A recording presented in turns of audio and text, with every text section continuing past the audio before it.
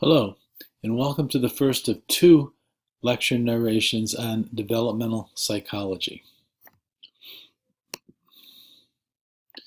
Developmental psychology is that area of psychology that studies age-related changes in behavior and mental processes from conception all the way through death. As this table shows, development is studied in psychology across the lifespan, although most research is on infancy, early childhood, and through adolescence. Now, there are some key theoretical debates in developmental psychology and in psychology in general. We've already seen one of them early on in this course, and that's the nature versus nurture controversy. How much of development has to do with heredity versus experience in learning in the environment that one is developing in. In developmental psychology, that distinction is typically referred to as maturation, okay, how nature-derived hereditary kinds of things that are built into us mature versus experience and the extent to which that has a role. Now, within that debate, of course, we understand that there is an interaction of nature and nurture. So, for example, experience can speed or slow a maturational process. A good example is walking. Okay, walking goes through a series of stages that are pretty fixed and are not in the order in which walking, one progresses toward being able to walk as a small child, basically is pretty fixed. Now, experience and what happens in one's environment, if one is can in fact speed up that maturational process, or it can slow it down. Okay, so to some extent.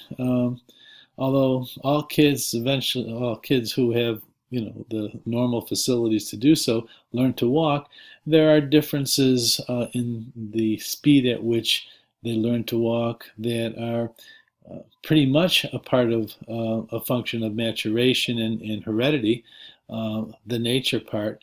But to some extent, the speed, the pace at which walking develops can be influenced by the environment. So there's an interaction of the two.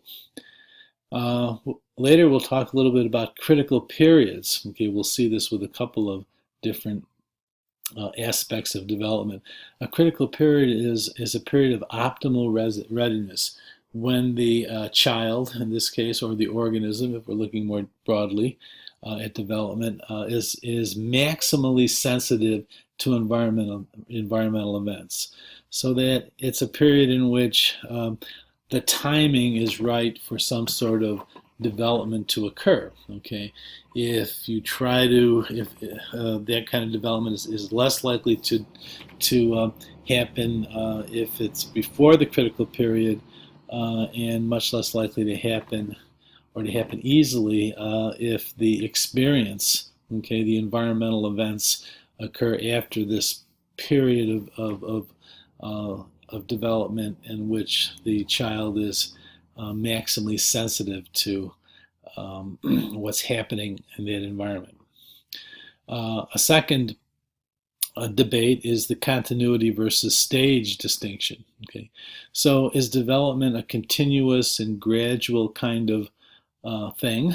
Okay, or is development characterized by periods of kind of abrupt, sudden, stepwise change, followed by periods of little change, so that we see the changes happening in stages, like going up a set of stairs. Okay, you move up to the next stage, you step up to the next stage, and then to the next stage, and so on and so forth. And it's kind of abrupt versus a ramp where the growth is continuous and very gradualistic.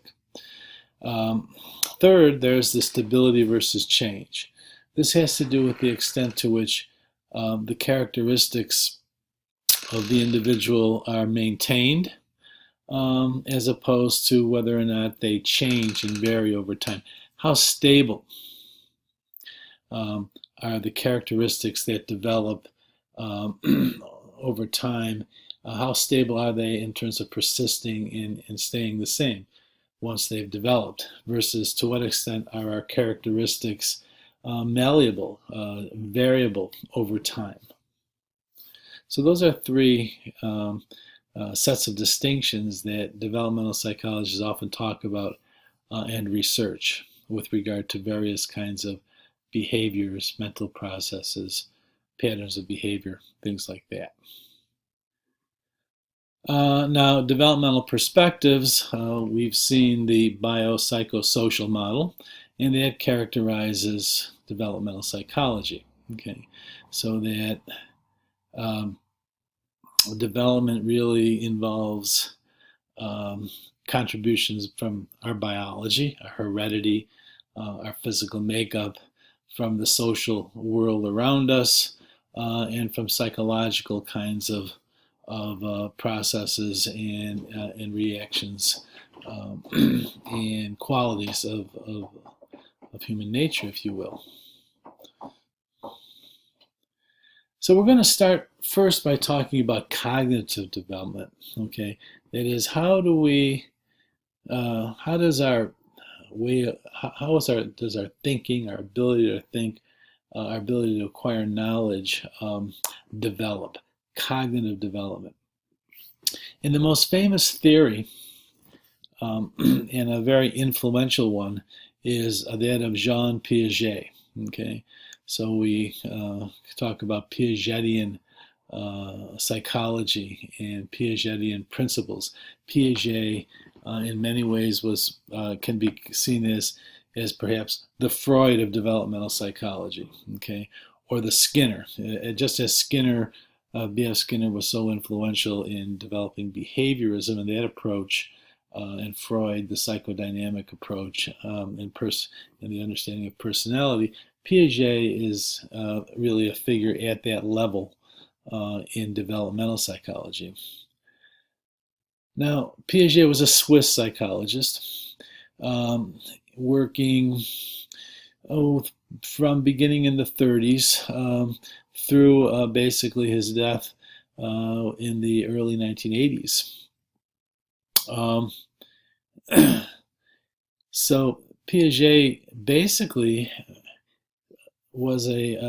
did most of his work with a naturalistic observation of children, but also devised various kinds of demonstrations and little experiments to expand upon and develop his theories. Okay, but he made a major task of carefully watching children, including his own.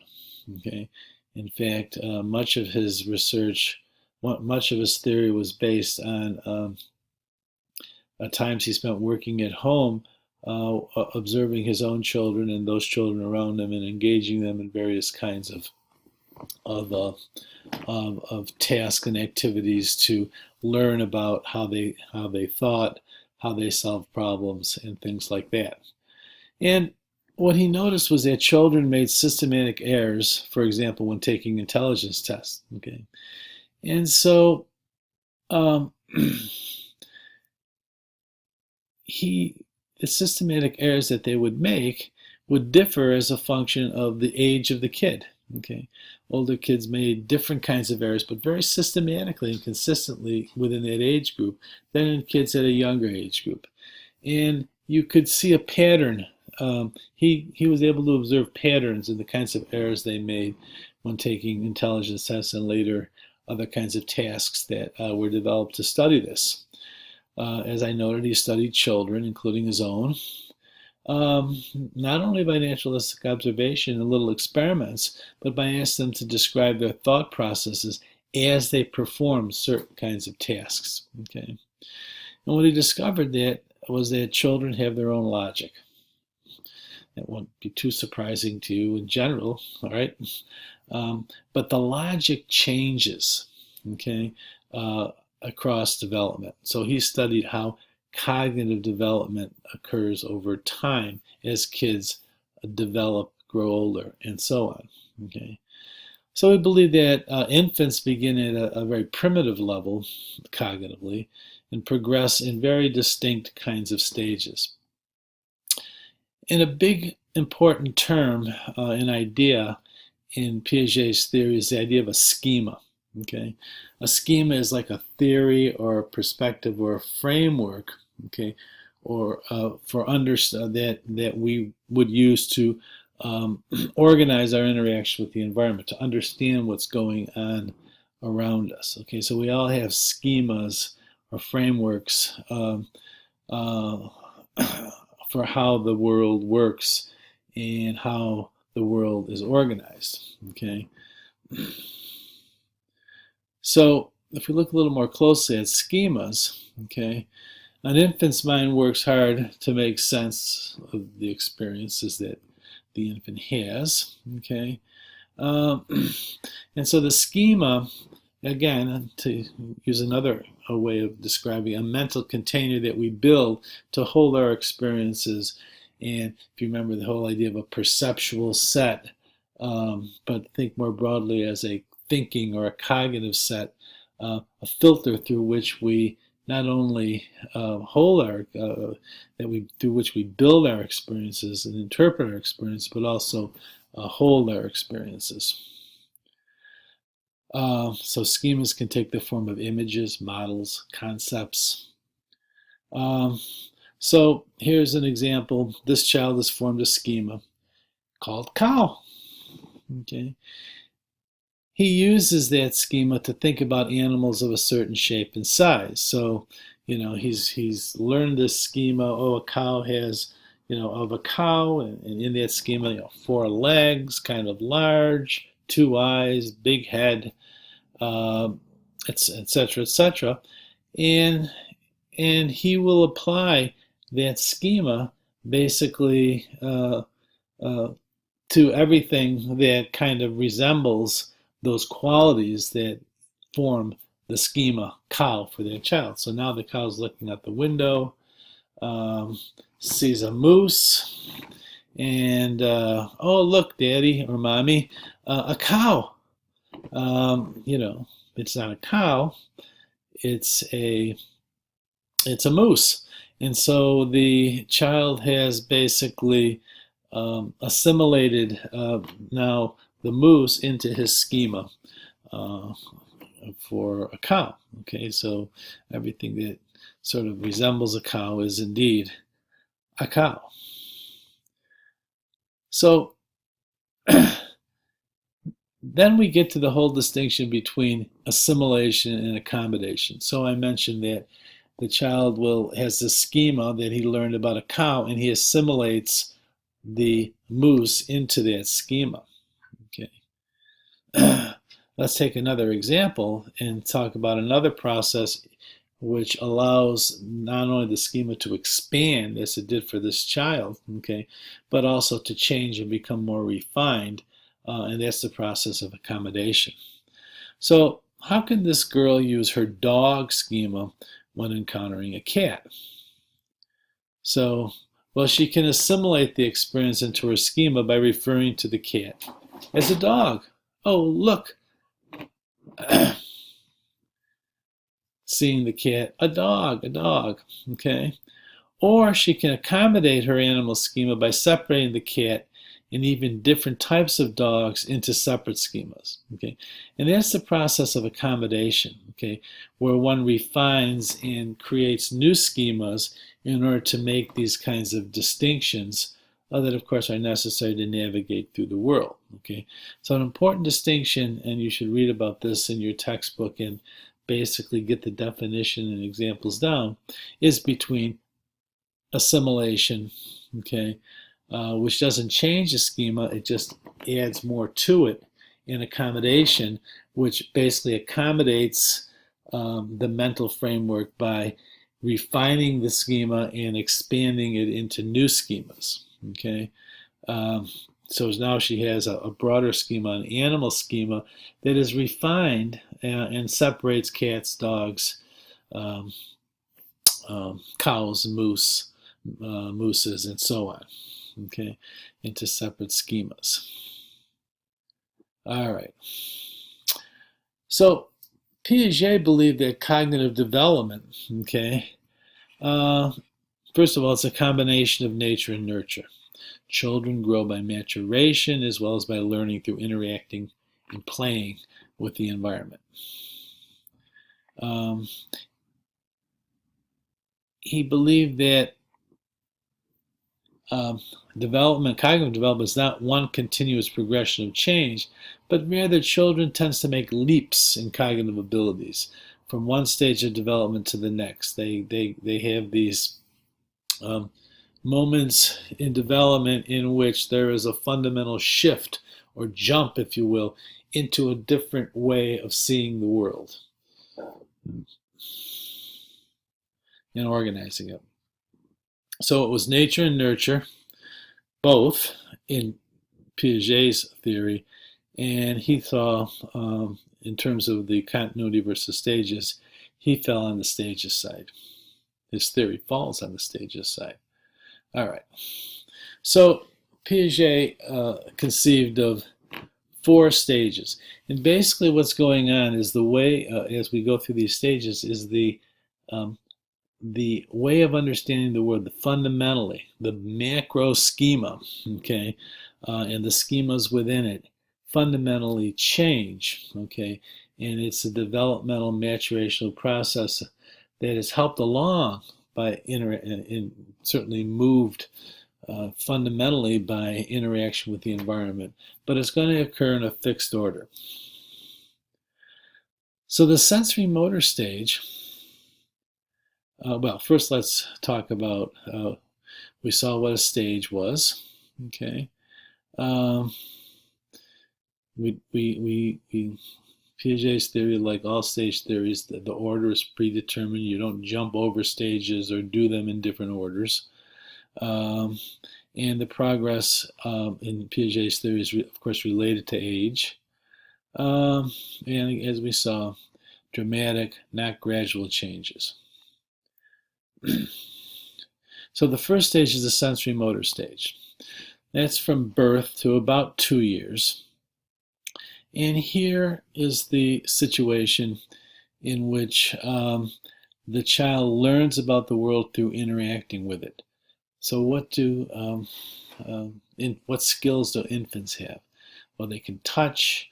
They learn a lot by chewing. They're very oral. So those ways of interacting with the world are the ways in which the child is going to be interacting in lots and lots of ways. Okay, so that's where learning is going to occur. So one thing that kids come into the world without, okay, is this is what we call object permanence.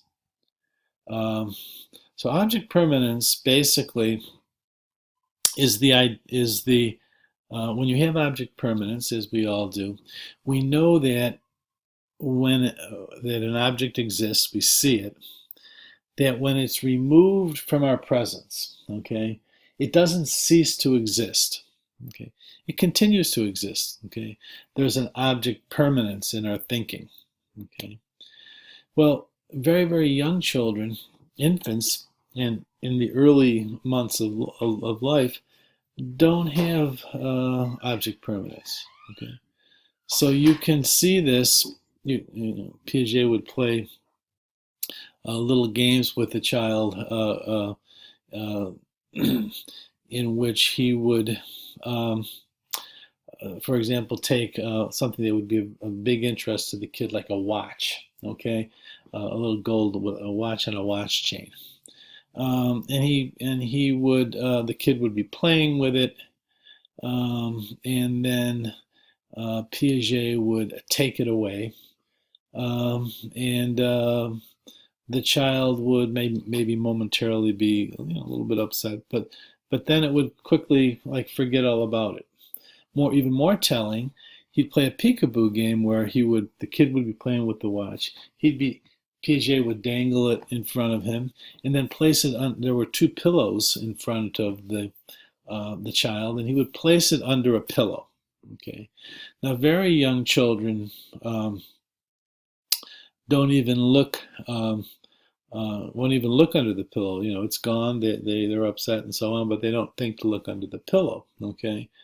They don't have object permanence. It's out of sight now, so it goes out of mind. Okay. A little bit later,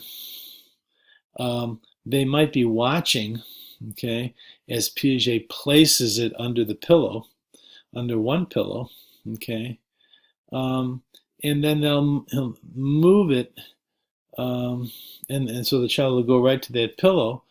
But Piaget might kind of change things around a little bit by putting it under one pillow, okay, and then moving it to making to another pillow, okay, the pillow on the right. I say the first one was on the left. Does the kid go to the right pillow? No, he goes to the left pillow, okay, where it first disappeared, okay. The object of attention is where the child's going to look. Doesn't realize that it's not, it has been moved someplace, and then when it doesn't find it under the pillow, it's out of sight, out of mind. Okay. So basically, object permanence ultimately refers to knowing that objects exist even when they're out of sight. Okay. So if you look at very young children, okay, if something, so for example,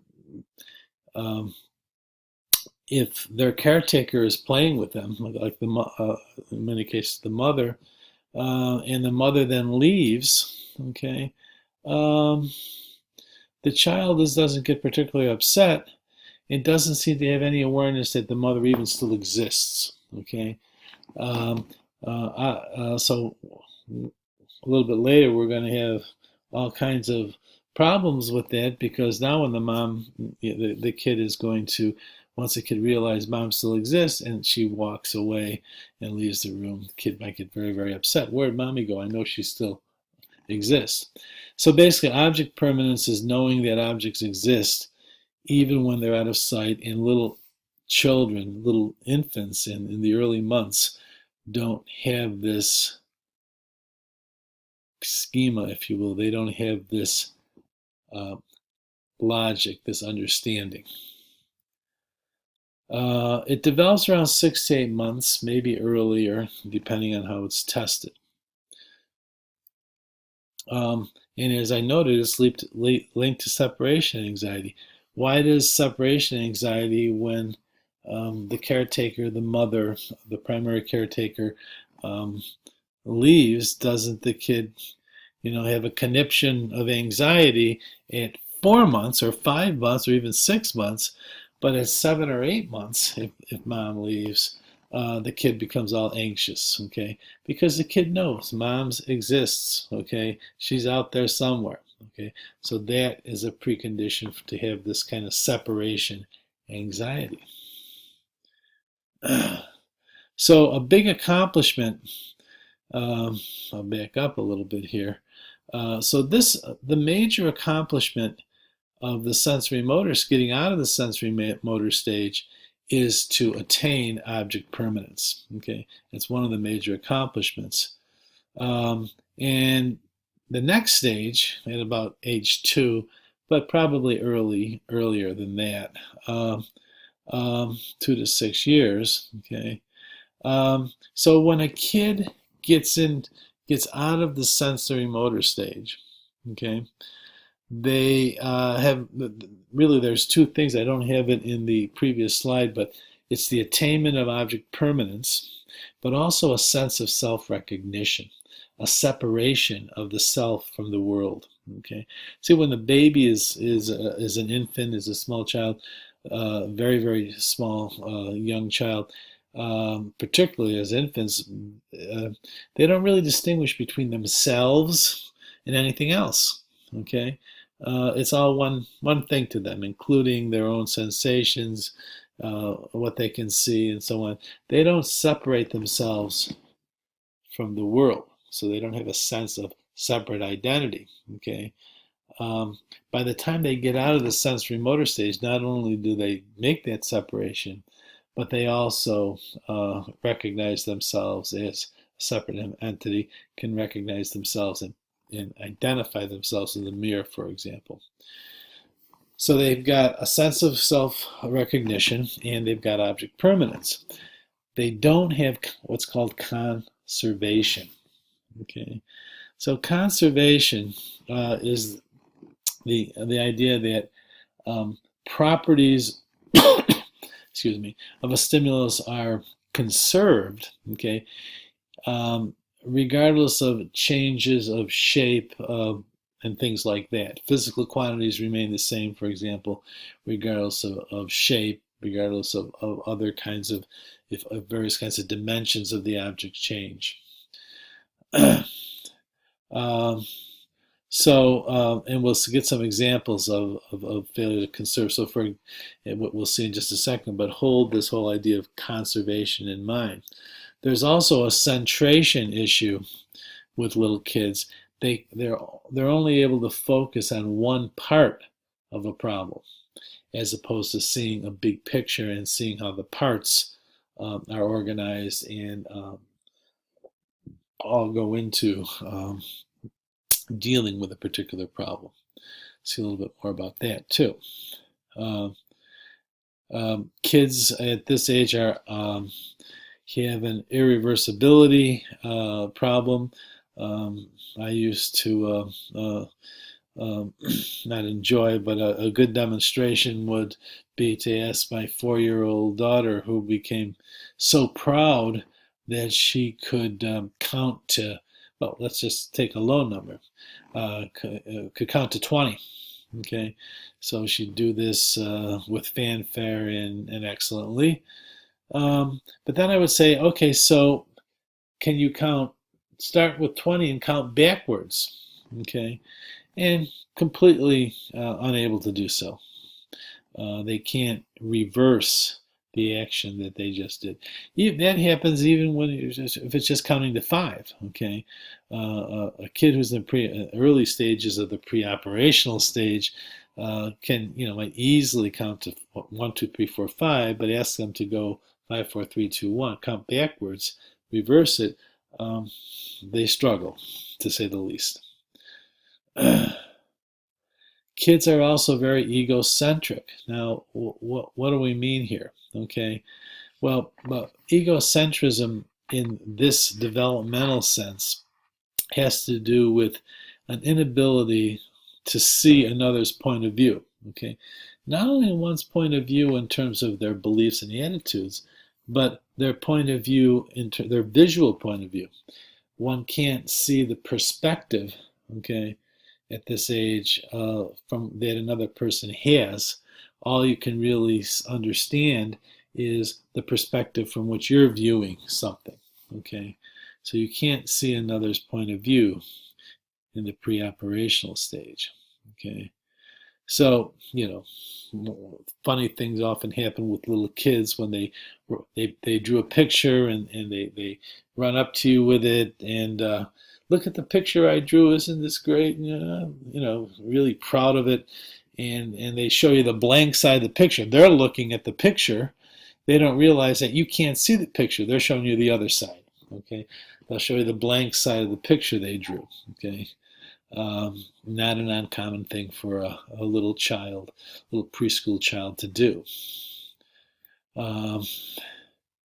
So one of the things about Piaget's theory and development is that he tried to understand cognitive development by looking at limitations in children's abilities. Okay, a little fast. So that was the way of advancing knowledge about how cognitive development, by looking at, okay, what can't the child do now versus then and versus later. Okay. So egocentrism, I am the world. So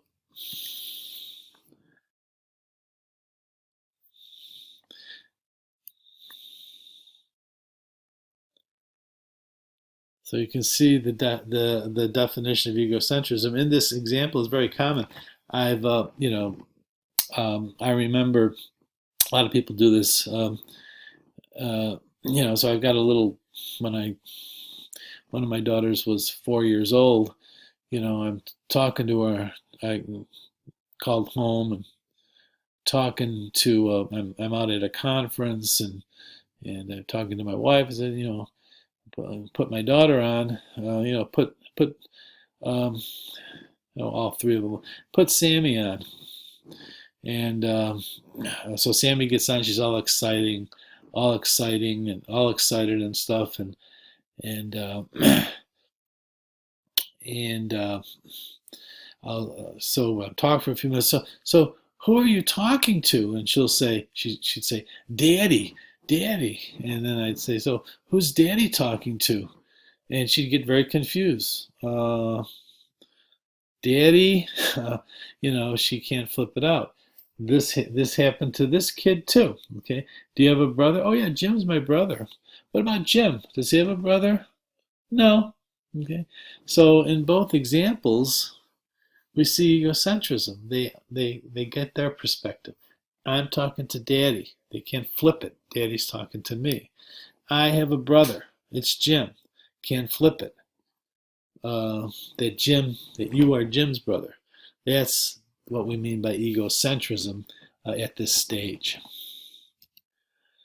Okay, so getting beyond egocentrism requires the pre-operational child to develop what we call a theory of mind. Okay, so theory of mind refers to the ability to understand that others have their own thoughts and perspective, right? Complete kind of egocentrism is indicative of the fact that a theory of mind has not developed. The idea that others have minds, okay, and in those minds are their own thoughts, their own perspectives, their own visual perceptions from where they're standing, and so on and so forth. Okay. So let's work through this a little example about what happens when you develop a theory of mind. Okay, so this is Sally. This is Anne. Okay, so whoops, what happened here? Whoa.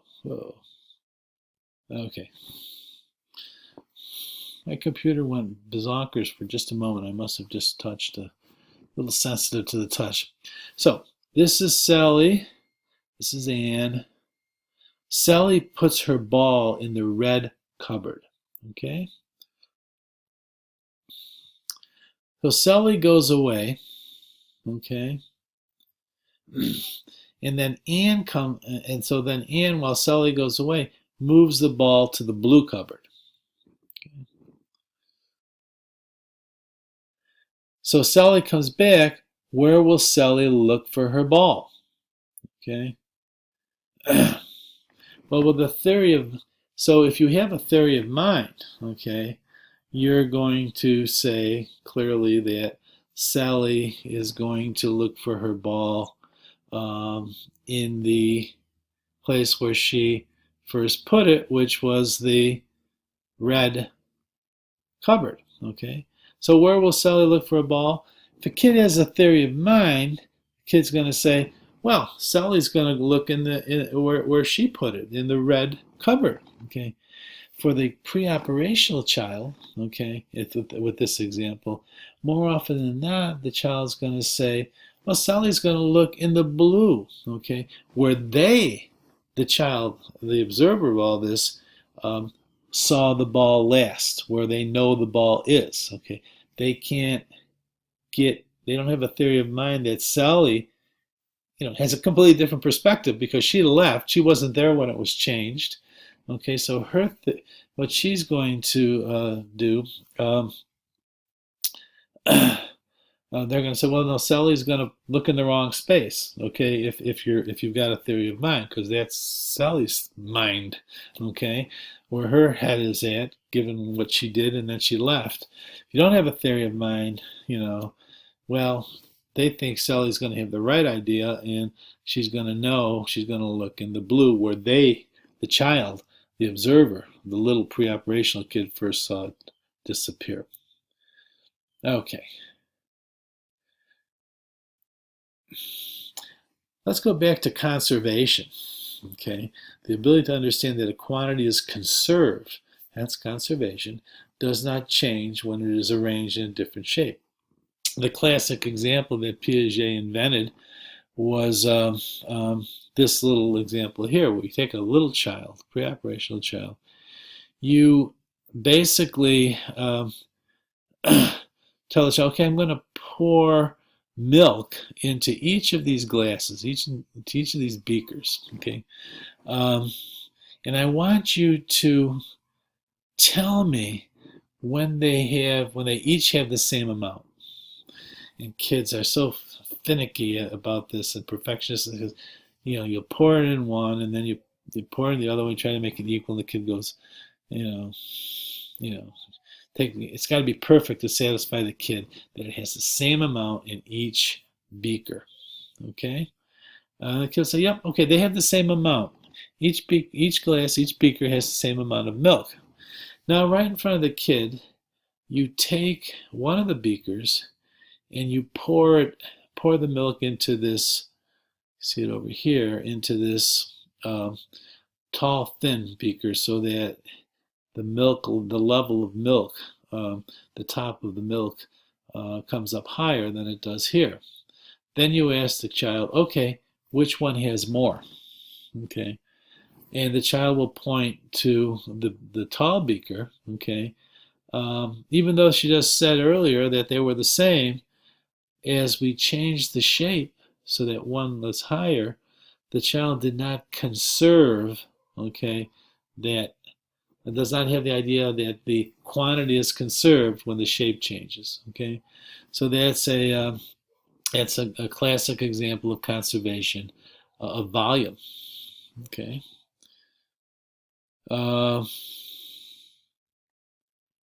So you ask the question, and that's over here, and it's hard to see. So which row has more mice? Okay, the pre-operational child, okay, more often than not is going to say the top row.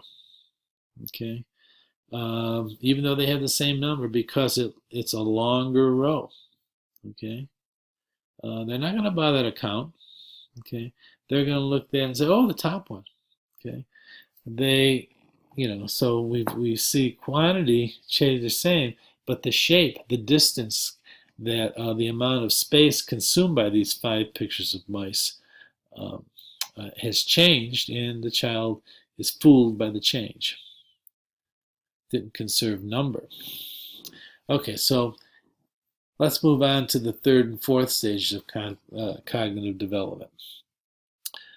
Okay, so the 3rd stage is concrete operational. Now, here's the thing. So we got a 7-year-old.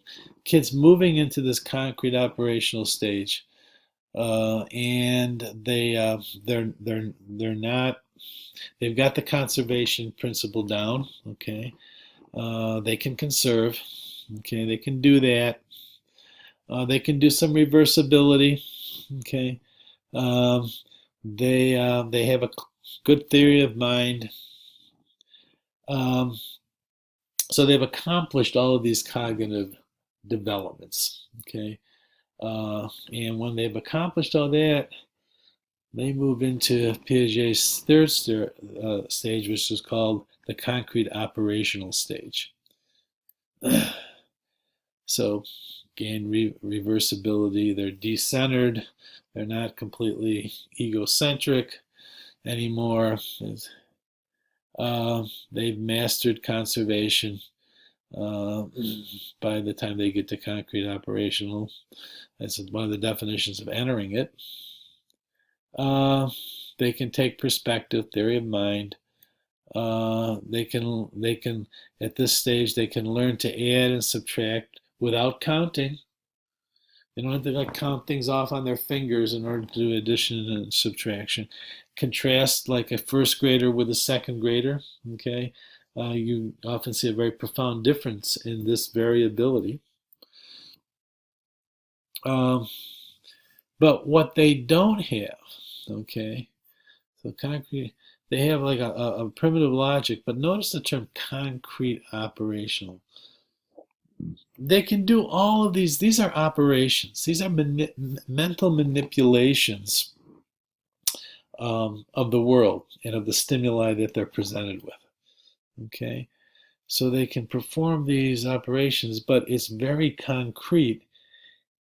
Even in this, at this stage, it's limited to the here and now and what you can see. What's very concrete. Okay, formal operation, beginning at about age 11.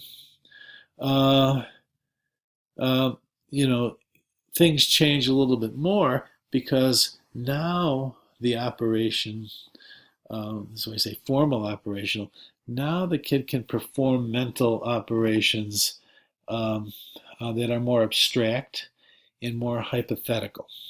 Okay, so formal operational is kind of defined in terms of being able to think in logical hypothesis testing forms, being able to think abstractly, not just consigned or confined to the here and now, the concrete um, presence of things. Okay, um, so more abstract kinds of thinking develops. The child can deduce rules. Okay, that he can define what we mean by an odd number. Whoops. And a few other things that I should mention that I don't. Let me give you some examples of what I mean by abstract and hypothetical thought. Okay.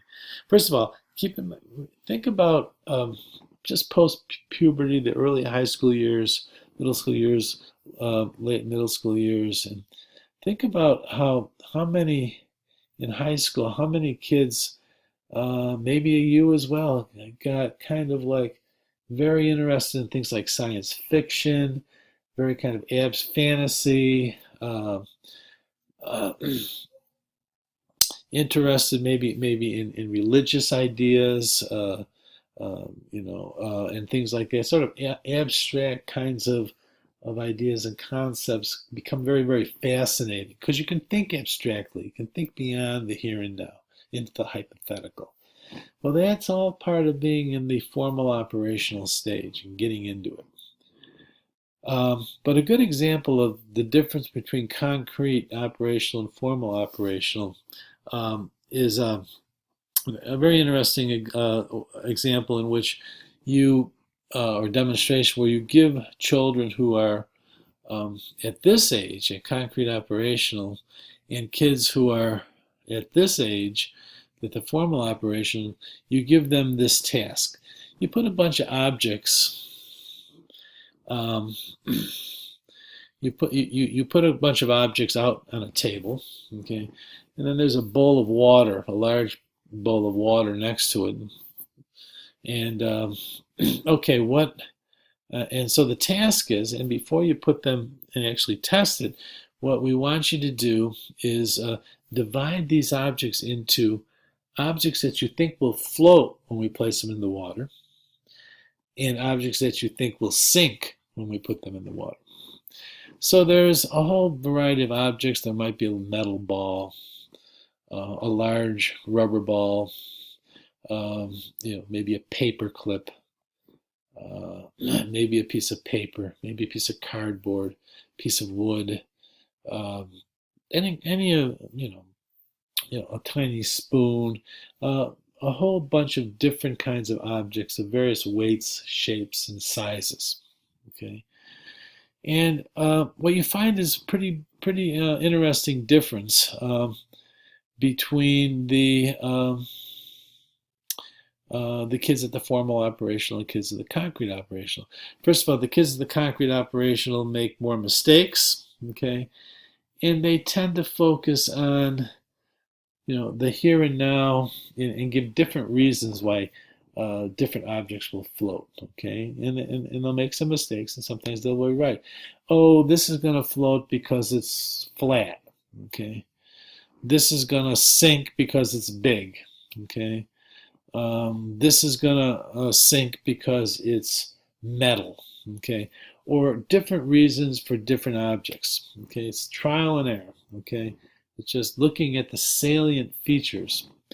The kids at the formal operational stage tend to do an excellent job and don't make a whole lot of mistakes in terms of whether the objects that they said would float versus sink. Um, because they basically can think hypothetically, okay, and they come up with kind of an organizing reason, okay. They might not be able to put it in words, but it's Archimedes' principle that something's going to float to the extent that it displaces, the weight of the water it displaces, okay, is less than its weight, okay. Um, I'm sorry, is more than its weight. Um, so they basically systematically approach this and come up with an understanding of and do a really good job. They have formal operational thought. They can think more hypothetically and basically test their ideas as if they were hypotheses and look for an organizing principle. Okay. All right. So that's an example of the distinction between concrete versus operational. There's more discussion of the formal operational stage when you get into the discussion of adolescence later in the modules that I guess it's the second module among the developmental ones that we're reading. Okay, so let's evaluate Piaget's theory.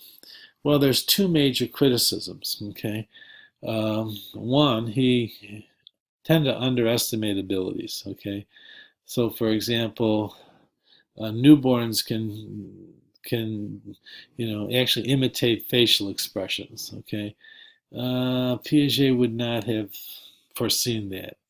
He tended to underestimate genetic and cultural influences. Okay, in other words, kids are aware of more things than Piaget gave them credit for. This is sort of what this kind of idea is all about. But if we reflect a little more on his theory, he identified, very importantly, Piaget's theorizing and writing kind of dominated developmental psychology for a couple of decades. Okay,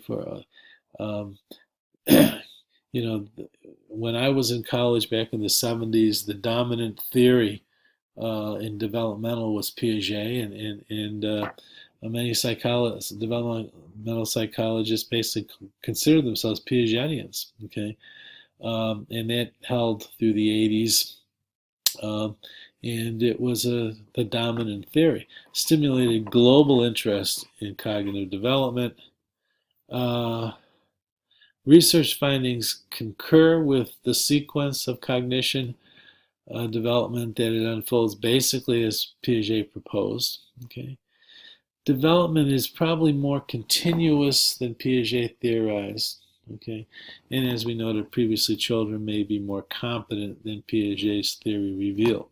Okay, a lot of the research took place um, in the United States, and American kids tended to be showing the changes in across the stages at younger ages than the kids that Piaget was studying, and so that became so why is that the case? And so ultimately we discovered that depending on many contextual factors, that the uh, the development not only is more continuous, more gradual, but also a little bit faster than Piaget had theorized. But nevertheless, a profoundly important theory. Okay, so let's stop there. Read more about Piaget and cognitive development in your reading assignments, and I am going to stop this one and this narration and pick up with a second narration, developmental, in which we will continue with it as indicated right here on this slide. And we'll start the next narration with that slide. Okay, see you. well, I won't see you, but stay tuned. Okay.